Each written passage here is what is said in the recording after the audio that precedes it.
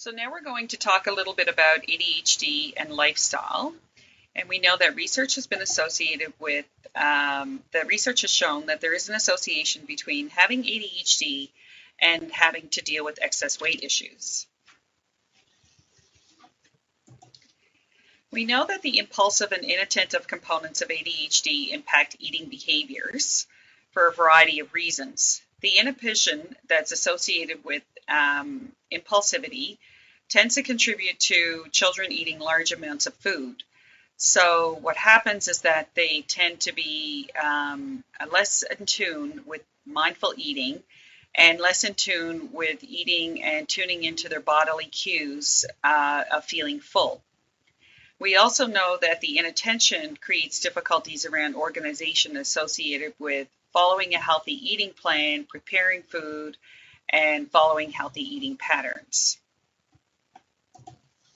ADHD is associated with decreased physical activity, and that's because many children who have impairment with executive functioning, which is the primary characteristic of ADHD, have difficulty being involved in socially structured groups. We know now that many children have less free play and more organized play as part of their recreation or activity regime.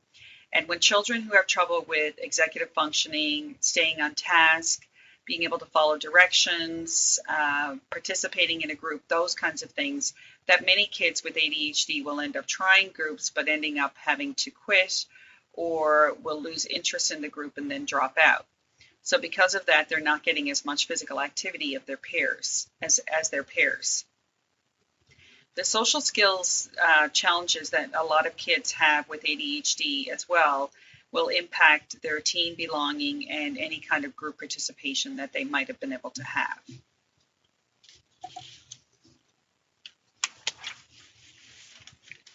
So we know that children with ADHD, when they're watching TV or a screen, that their activity level is no different than children who do not have ADHD. So a lot of people think that when they're watching TV, they're even burning off energy or being active. But in actual fact, their activity level is no different than children without ADHD. Kids with ADHD are very attracted to screen time because, i.e., TVs, video games, those kinds of things, because of the changing stimulus. They don't have to learn to sustain their attention as when doing other activities like reading a book, maintaining a conversation, or doing a Lego set. So they're very attracted to the changing screen time. And this increased desire to play on screens or watch screens increases the amount of sedentary activity, which can also increase weight gain. We also know that excessive movement interferes with mealtime in the sense that children have difficulty sitting down and eating a meal properly with the family. ADHD is also associated with disordered sleep. Because children have difficulty settling for sleep and they tend to wake up early in the morning. And there is sufficient research to show that sleep deprivation is highly associated with increased food cravings. And typically those food cravings are for sugars that are high in fat, sugar, and salt, typically red light foods. And the consumption, therefore, of those kinds of foods increases when children have disordered sleep. So we can consider ways that nutrition can be helpful with ADHD. There is some evidence to support that omega-3 fatty acids can help with symptoms of ADHD. So foods like fatty fish, such as salmon and mackerel. So having an increase of omega-3 fatty acids in the diet can be beneficial, and the research on that is currently ongoing. Lisa, our dietitian, has shared with us that there currently is no scientific research to support that sugars or food dyes worsen ADHD symptoms, although we know there can be individual differences in how people respond to different foods. So it really supports the idea that there needs to be an individualized dietary plan for each child. We also know that some ADHD medications can suppress appetite, so you might see children who engage in rebound eating after the medication has worn off. So that's also important to keep in mind. Looking at how physical activity might be helpful, there is evidence to support that regular daily cardio exercise has been found to have positive short-term and long-term effects on symptoms of ADHD. So when we think about ways to promote physical activity, as June had discussed, with ADHD, sometimes team sports can be problematic. So you could also look at exploring maybe some solitary physical activities. So things like jogging, bike riding, snowshoeing, swimming, or hiking. If your child is interested in team sports, but they have difficulty participating on a team, there are different behavioral interventions that can be used to assist with things like social skills, for example, things like turn taking, and different strategies that can be put in place to assist with organization, which could help with team participation. We look at screen time. As June had mentioned, there is some evidence of a bidirectional relationship between screen use and ADHD symptoms. So individuals who have difficulty with sustained attention may be more attracted to fast-paced, quick-changing stimuli that you get through things like video games and YouTube videos and things like that. And then there's also evidence to say that excessive exposure to fast-paced media can then hinder sustained attention for tasks like homework that aren't as fast-paced. So screen time, we know, has become very much a part of our culture. So there really is a need for good boundaries around screen time for all children. So if we look at the Canadian Recommended Screen Time Guidelines, they would say that there should be no sedentary screen time for children under 2. From age 2 to 4, you'd want no more than 1 hour a day of screen time, and then you would want it to be interactive with a caregiver. And then from ages 5 to 17, it's recommended to have no more than 2 hours a day of recreational screen time, so that doesn't include things like homework. And we know from the research, beyond 5 hours of recreational screen time a day is when you would tend to see more problematic symptoms. So things like social isolation, problems with delayed gratification. So good boundaries are really important. So we know that sleep disruption is associated with ADHD, so it's good for all of us to practice good sleep hygiene. So when we talk about sleep hygiene, we're talking about having a regular bedtime and wake time, as well as a consistent bedtime routine. You'd want to avoid having your child take long naps during the day.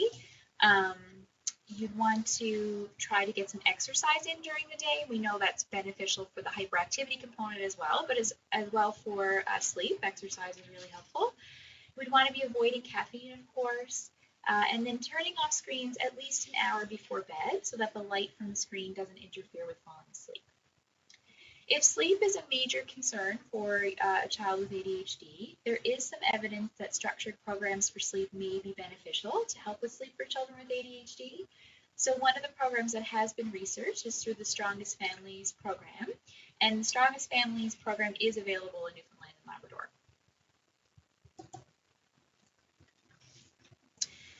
So just to summarize, so we know there is an association between untreated ADHD and excess weight for the reasons we discussed. So maybe in part due to how inattention and impulsivity can impact eating behaviors. We know the association between ADHD and decreased physical activity, as June discussed, and also looking how disordered sleep and ADHD may impact eating behaviors and weight gain as well. So symptom management through treatment is very important. There are a variety of treatment options for ADHD, and they include medication, family and group intervention, or individual therapy.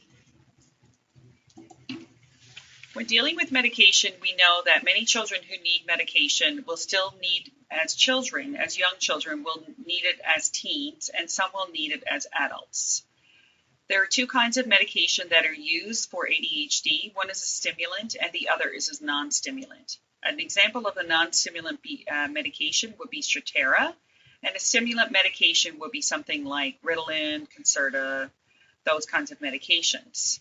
You can take breaks from medication, and many people who use medication for ADHD will not take their medication over the Christmas holidays, over the summer, or on long weekends, but they will use it during the year when they need more sustained attention and reduction in their symptoms, such as when they're in school or at work.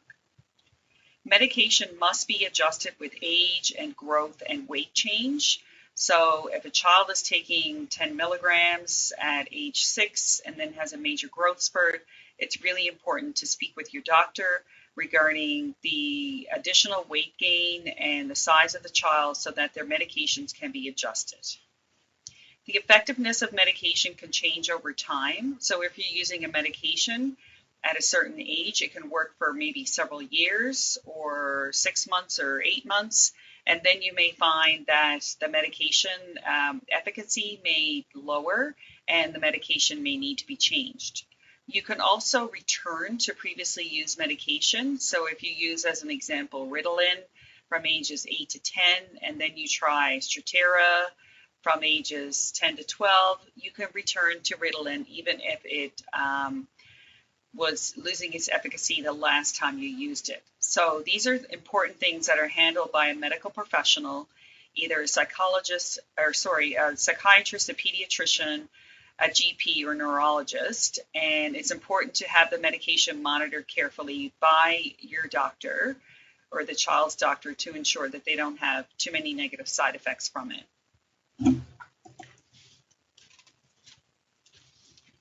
Family, group, and individual intervention can be very important for children with ADHD. Mainly, a lot of the intervention can be focused on providing information and understanding the diagnosis and the symptoms. If you better understand the symptoms of ADHD, you can have less frustration with your child, and a child can also have less frustration and less blaming and feelings of low self-esteem because they better understand their diagnosis and the fact that they have this condition. Connecting with the school is really important, and this can be a function of any kind of family, group, or individual intervention. And developing positive ways to interact with the school in terms of achieving optimal performance with your child, or helping your child achieve optimal performance, developing an ISSP, or obtaining accommodations to help them. Ongoing contact with the school is important so that the school can do everything that they can to help your child succeed in school. You can also work with a family to help the family implement different strategies for dealing with the ADHD symptoms in the home and dealing with homework and some of the things that Kristen and I talked about through this session. And helping them be consistent with their strategies is really important.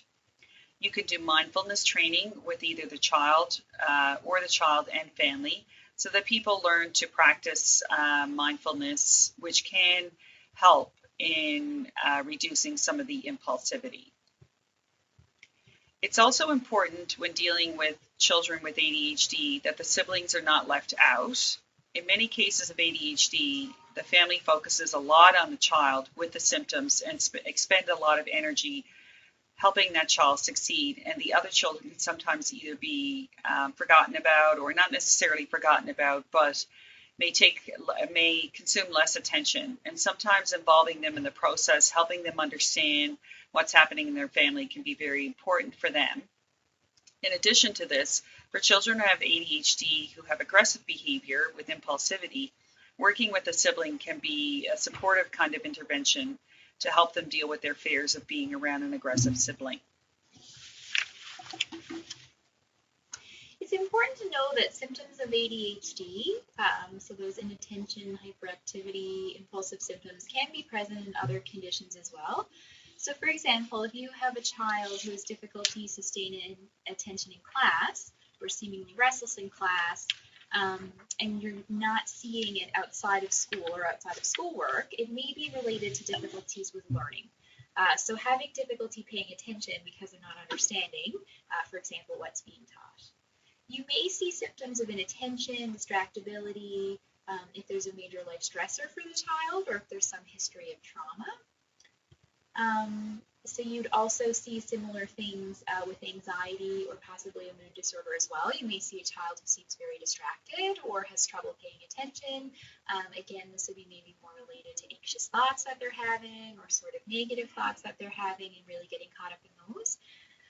In some behavior disorders, like oppositional defiance, you might see difficulties with frustration tolerance, right, or some of the impulsive symptoms, like being irritating to others. And one of the rule outs for ADHD is that the symptoms can't be solely based on defiance. There are also some medical conditions, different neurological conditions, sleep disorder, thyroid conditions where you may see some symptoms of ADHD as well. So it is really important to make sure that an assessment is done to determine whether these symptoms are ADHD or whether these symptoms are part of something else. So we like people to keep in mind that if your child only has a couple of symptoms, or the symptoms are only being present in one situation, and it's not across, different environments and different situations, it may not be ADHD that they're experiencing. And as Jude mentioned before, the symptoms of ADHD, there's a continuum, so you can have difficulties with the organization, for example, without having, a diagnosable condition of ADHD.